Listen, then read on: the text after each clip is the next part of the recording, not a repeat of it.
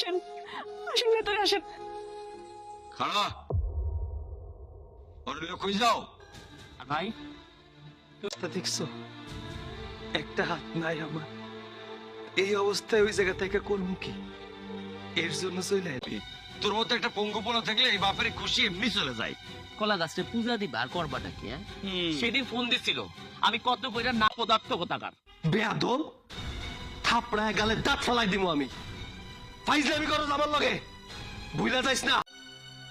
অহন আমি টেকা দিতে পারতাছি না বলে আমি খারাপ হয়ে গেছি। এই প্রতিদান দিলি, আমি ভাবতে পারি নাই। তোরা যে আমার অবস্থা দেখছো, আমি কতটা অসুস্থ। এই অবস্থা একটা বাবা তার সন্তানদের বুকে আগলায় রাখে, আর তুমি এই পরের মাইয়া আমারে ভালোবাসছে। তোমরা আমারে ভালোবাসো নাই, তোমরা শুধুমাত্র ভালোবাসো। পঙ্গুপনার আমি ঘরে বসে বসে খাওয়াবো? হ্যাঁ, এত স্বাদ আমার হয় নাই। তুই এক করে বাড়ি থেকে বলে বাড়া যাবি, নাহলে কিন্তু আমি থানায় যাবো, পুলিশের কাছে এ বাড়িতে আইছে, কই তারে ভেতরে যাইতে দিবেন, আর আপনি এইসব কথা বলতেছেন? এই ব্যবহার! সব যায়নি, তুই একদম কথা নামে। এই বাড়ি ভিটা যা আছে সব আমার নামে। এখন তুই এখান থেকে বাইরে যাবি, তোর আর কোনো দাম নেই এই বাড়িতে। যা। সবচাইতে নিরাপদ আশ্রয়স্থল। আজকে দেখো, সময়ের সাথে সাথে সে বন্দি খাঁচায় পাখির মতো। বাবা মা ভাই বোন সবার সুখের জায়গায় একটু ভালো সুখের জন্য গেছিলাম। শরীরে 103 ডিগ্রি জ্বর থাকা সত্ত্বেও কামে গেছি। তোমরা বোন দিলে কইতে পারি নাই। আমি সেই প্রবাসী, আজকে সময়ের সাথে সাথে তোমার কাছে আমি একদম বোঝা হয়ে গেছি। বোঝা কই যাবো আমি? কোথাও যাবো না। এইটা আমার বাড়ি, এইটা আমার পিতৃভূমি। এই বাড়ির জন্য মানুষের স্বপ্ন থাকে, সেই স্বপ্ন পূরণ করার জন্য দিনের পর দিন একটা প্রবাসী কাজ করে, তা কইরা খাইতে হয়। নিজের জামা কাপড় গুলো নিজের ধুইতে হয়। বাড়িতে যখন কল দিই সবার চাহিদার কথা শুনতে, তারপরেও যখন চাহিদা মেটে না, ওই ছেলেটা কতটা কষ্ট করে শুধুমাত্র ওই ছেলেটাই জানে। রাত্রে যা কইছি কানে মাথায় গুজা লয়ে এখান থেকে বিদায় হও, নইলে জেলের ভাত খাও। আপনি আপনি এক্ষুনি আমার সাথে চলেন, দরকার হলে আমরা রাস্তায় রাস্তায় ঘুরবো, রাস্তায় থাকবো, তারপরে এখানে থাকবো না। এই চুপ, একদম চুপ। প্রবাস জীবনে এত কষ্ট করছি, আজকে সেই সব শুনতে হইতেছে, আমার কইতে দে। নাই, এটা তুই বুঝস বুঝস না। তোরা জানোস প্রবাস জীবন মানে কি? প্রিয় মানুষটারে হারানোর কষ্টটা না পাওয়া, বিভিন্ন উৎসবে পরিবারের মানুষের সাথে না কাটানো। এই কষ্টটা তোরা কেমনে বুঝবি? তুমি না আমার আপন বাবা, তুমি কেমনে পারলা?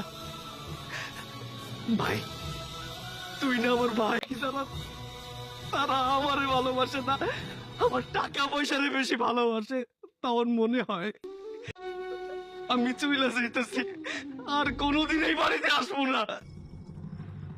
আমার জন্য যদি তোমরা বন্ধ করো, চল, আর এই বাড়িতে থাকতে হইব না। আমার লগে এই মুহূর্তে যাবি তুই, এই বাড়ির থেকে আর ফিরে তাকাইতে হইব না। দরকার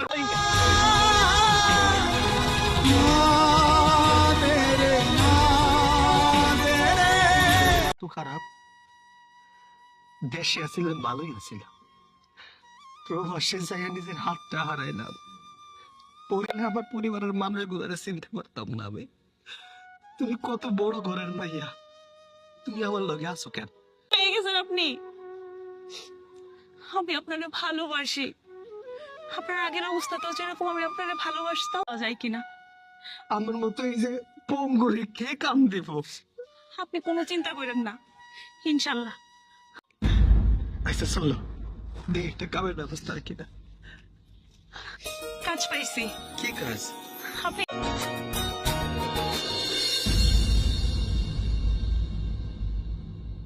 এসো এসো, লেট হয়ে যাচ্ছে। বাবা, তোমার এই অবস্থা কেন? বাবা, আপনার এই অবস্থা কেন? আর আপনি ভিক্ষা করছেন? সেটার কোনো উপায় নাই। কত বড় লোক হয়েছিস বাবা, কত বড় বাড়ি, এগুলো কি সব তোর? হ্যাঁ বাবা, এই সবই আমাদের। কিন্তু তোমার এই অবস্থা কেন? তুমি তো অনেক অসুস্থ। মা, আমার কপালের দোষ মা, আমার ভুলের শাস্তি, আমার পাপে এসে গেছিলি। কত কষ্ট করে টাকা পাঠাইছিলি, সেই টাকা আমি দিনের পর দিন টাকা হারাইছি।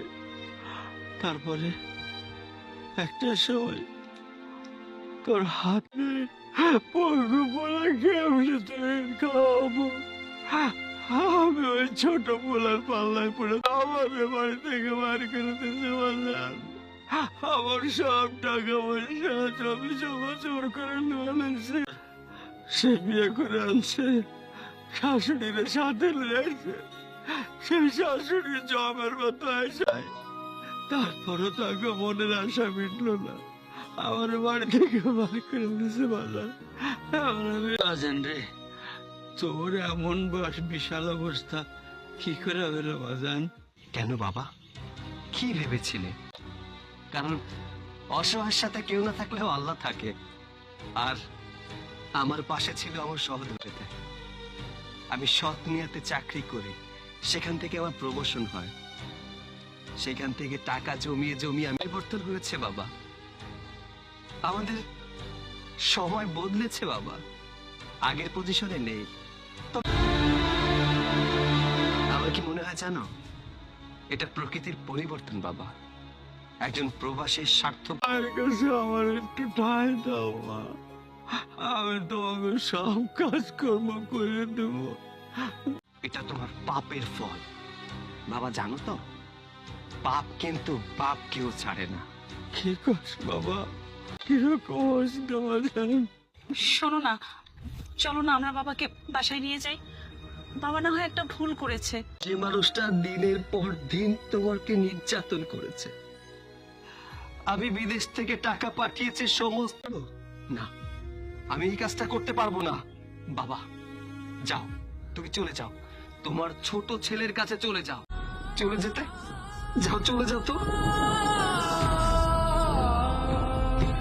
দাঁড়াও, খুব ভালোবাসা, আমি জানি না কেন তোমার আপন হতে পারিনি, আমি জানি না কেন তোমার ভালোবাসা পাই, ভালোবাসাও কিনতে পারিনি। যাই হোক, তোমার আদর্শে বড় হয়েছে ঠিকই, কিন্তু তোমার শিক্ষাটা আমি নিতে পারলাম না। তোমার আর ভিক্ষা করতে হবে না, যে কটা দিন বেঁচে থাকো এবার আমার বাবা ভোগ করুক। এসো বাবা।